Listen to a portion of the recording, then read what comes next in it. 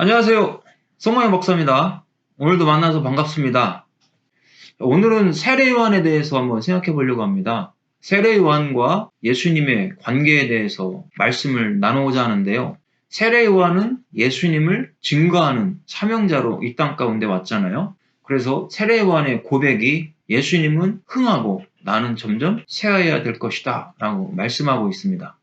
그렇다면 우리들도 마찬가지겠죠. 예수님은 점점 높아지고 우리는 점점 쇠해지는 그런 신앙생활을 할 때 하나님이 구할 수 있는 겁니다.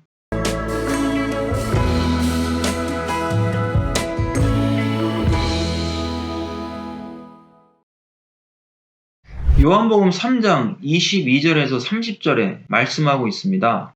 예수님이 세례를 베풀고 있을 때 세례 요한의 제자들이 와서 사람들이 다 그쪽으로 몰려가고 있습니다. 그럴 때 세례 요한이 말하는 거죠. 야, 너희들 그쪽으로 가도 좋다.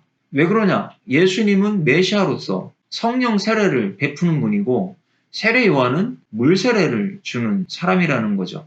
그래서 구원받은 백성들은 성령 세례를 받아야 되는 겁니다. 물 세례는 구원의 표식으로 받게 되는 것이죠. 그래서 아볼로도 세례 요한의 물 세례만 알았다고 했습니다. 그래서 바울이 아볼로에게 복음을 전하게 된 것이죠. 그 복음을 듣고 성령 세례를 받고 구원받았다라는 것을 알 수 있습니다. 우리는 오늘 말씀을 통해서 무엇을 깨달아야 할까요? 세례 요한과 예수님과의 관계를 통해서 우리와 예수님의 관계를 깨달아야 합니다. 세례 요한이 예수님을 증거한 것처럼 우리들도 예수님을 증거하는 삶을 살아야 할 것을 말씀해주고 있죠. 우리의 삶 가운데 오직 예수님을 높이고 예수님이 채워지는, 예수님이 영광을 받는 그런 삶을 살아야 될 것을 말씀해주고 있습니다. 오늘 세례 요한의 사명이 무엇입니까? 예수님을 증거하고 또 예수님 앞서서 보낸 하나님의 사자였다라는 거죠. 사가랴의 아들로서 태어날 때부터 사가랴에게 임했던 여호와의 은혜가 있었다라는 거죠. 근데 문제는 사가랴가 깨닫지를 못하고 믿지를 못하니까 입을 막아버린 겁니다. 그리고 세례 요한이 태어났을 때 요한이라고 글씨를 쓰니까 그때서 입이 열렸죠. 많은 사람들이 세례 요한의 탄생을 하나님의 기적으로 보았다라는 것을 알 수 있습니다. 이런 제사장의 아들이 예수님을 증거하고 선포할 때 힘이 생긴다라는 것을 우리가 생각해 볼 수 있습니다. 세례 요한의 탄생부터 하나님의 은혜가 있었다라는 것이죠. 또 예수님을 증언하는 자로 메시아를 증거하고 있다. 그럼 우리도 구원받았으니까요. 오직 예수 그리스도를 높이고 예수님을 증거하는 그런 삶을 세상에서 살아야 될 것을 말씀하고 있습니다. 요한복음 3장 23절입니다. 요한도 살렘 가까운 에논에서 세례를 베푸니 거기 물이 많음이라 그러므로 사람들이 와서 세례를 받더라. 자, 세례 요한이 살렘 가까운 에논에서 세례를 베풀고 있습니다. 이곳에는 물이 많으니까 사람들이 많이 몰려왔겠죠. 그리고 세례 요한이 세례를 베풀어 주고 있는 겁니다. 자, 그러면 세례 요한이 왜 살렘 가까운 에논에서 하고 있었을까라는 것을 우리가 영적으로 한번 생각해 보겠습니다. 세례 요한이 세례를 베풀던 곳이 살렘 지역이었습니다. 이 살렘을 보니까 히브리어로는 샬롬입니다. 샬롬은 평화, 번영, 평강을 의미해주고 있죠. 그럼 살렘은 평화를 의미하는 장소다라는 의미입니다. 그러면 세례 요한이 예수님을 증거하는 사명을 가지고 왔잖아요. 그럼 살렘의 지역에서 세례를 베풀고 있다는 것은 영적으로 보았을 때 평강의 하나님이 이 땅 가운데 오신 것을 증거해주고 있다라는 의미입니다. 바로 그 평강의 하나님이 누구입니까? 예수님이죠. 예수님을 전파하고 증거를 하고 있다라는 것을 알 수 있습니다. 그러면 우리들도 아직 구원받지 못한 백성들에게 복음을 전해서 그들이 평안한 삶을 살 수 있도록 만들어줘야 되겠죠. 그리고 그 평강의 하나님이신 예수님, 화평의 하나님이신 예수님을 증거하여 그들도 예수님을 믿고 영접하여 평강의 삶을 살아갈 수 있도록 해야 된다라는 것을 의미해주고 있습니다. 우리가 물 세례만 받아서는 구원의 은혜를 받을 수 없잖아요.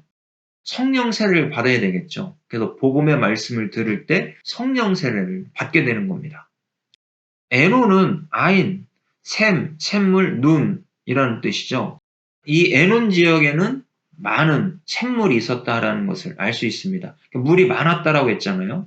그러면 이 구원의 샘물을 상징적으로 보여주고 있는 거죠. 그럼 이곳이 어느 곳이겠습니까? 교회를 상징해 줄 수 있는 겁니다. 그럼 교회에서 복음을 전파하고 복음의 생수가 많이 흘러가야 될 것을 의미해 주고 있는 것이죠. 그래서 예수님의 그 복음의 생수가 흘러가서 많은 사람들이 그 생수를 먹음으로 말미암아 살아나게 되는 겁니다. 마태복음 28장 19절입니다. 너희는 가서 모든 민족을 제자로 삼아 아버지와 아들과 성령의 이름으로 세례를 베풀어라. 예수님의 복음을 전해서 성령 세례가 임하게 하고 그들이 예수님을 믿고 구원받아서 예수님의 제자가 되는 그런 일을 만들어야 할 것을 말씀해주고 있는 것이죠. 요한복음 3장 26절입니다. 그들이 요한에게 가서 이르되 랍비여 선생님과 함께 요단강 저편에 있던 이 곧 선생님이 증언하던 이가 예수님이죠. 세례를 베풀매 사람이 다 그에게로 가더이다. 세례 요한의 사명은 무엇입니까? 자기가 드러나는 것이 아니라 예수님에게 보내는 겁니다. 그러니까 너희들도 가라는 거죠. 그럼 교회가 해야 될 사명, 또 우리가 해야 될 사명이 무엇입니까? 예수님에게 보내는 겁니다. 구원받을 자를 예수님에게 보내고 또 전도해서 그 사람들이 교회 안에 들어와서 복음을 듣고 구원받는 이런 일들이 많아져야 될 것을 말씀하고 있습니다. 그럼 우리는 세례 요한의 사명을 가지고 있다라고 말씀하고 있는 것이죠. 우리가 세례 요한의 사명을 가지고 세상에 나와서 복음을 전해서 전도하여 교회가 부흥할 수 있도록 만들어 주는 겁니다. 세례 요한은 많은 사람들을 예수님께로 보내는 사역을 했습니다. 엘코마이라고 했습니다. 가더이다. 예수님을 따르고 예수님께로 회개하여 돌이키게 하라라는 의미죠. 문법을 보니까 직설법 현재 중수디포를 쓰고 있어요. 직설법을 썼다라는 것은 실제로 예수님에게로 다 갑니다. 이런 의미입니다. 근데 시제를 보니까 현재잖아요. 지금 계속해서 가고 있습니다. 자, 이 중수디포라는 것이요. 이 디포가 능동태고 수는 수동태고 중은 중간태예요. 그러면 예수님을 따르는 자들, 능동 따르는 자들이 갈 수밖에 없다. 예수님에게로 가서 회개하여 구원을 얻는다. 이런 의미가 되는 겁니다. 그러면 우리들도 예수님에게로 영혼들을 많이 보내야 되겠죠. 예수님을 믿을 수 있도록 만들어줘야 되겠죠. 그것이 교회의 사명인 겁니다. 교회의 사명은 오직 복음을 전해서 예수님을 믿게 하는 것. 그것이 하나님의 일입니다. 요한복음 3장 28절입니다. 내가 말하는 바 나는 그리스도가 아니요 그의 앞에 보내심을 받은 자라고 한 것을 증언할 자는 너희니라 그랬습니다. 세례 요한은 그리스도가 아니죠. 메시아가 아니라는 거예요. 메시아를 전할 자는 바로 너희들이다라는 거예요. 세례 요한의 제자들이다라고 이야기하는 거죠. 그러니까 세례 요한은 철저하게 자기는 낮추고 예수님을 높였다라는 것을 알 수 있습니다. 요한복음 3장 30절입니다. 그는 흥하여야 하겠고 나는 쇠하여야 하리라. 예수님은 점점 잘되고 자기는 점점 약화돼야 될 것을 말씀하는 거죠. 바로 증인의 삶이 이런 겁니다. 증인은 복음을 전해서 예수님이 드러나면 되는 겁니다. 예수님이 높아지면 되는 거예요. 그리고 자기 자신은 사라지는 것. 그것이 바로 증인의 삶이라는 겁니다. 자, 흥한다고 했는데요. 아옥사노라는 단어죠. 자라게 하다, 성장하다, 증가하다, 왕성하다. 예수님은 날이 갈수록 왕성해지는 거예요. 많은 사람들이 그쪽으로 가게 되는 것이고요. 또 많은 사람들이 영적으로 성장하게 되는 것이고요. 그래서 문법을 보니까 부정사 현재 능동태를 썼어요. 능동태, 예수님은 점점 좋아지시고 현재 매일같이 좋아지는 거죠. 부정사, 예수님이 있는 곳마다, 가는 곳곳마다, 그때마다 더 잘 된다. 이런 의미를 품고 있는 겁니다. 그러면 교회도 예수님이 있는 교회는 잘 되는 거죠. 예수님이 함께하고 있는 교회는 부흥하고 성장할 수밖에 없다라는 것을 알 수 있습니다. 왜 그럴까요? 교회가 예수님만을 높이고 예수님만을 찬양하니까 잘 된다라는 것이죠.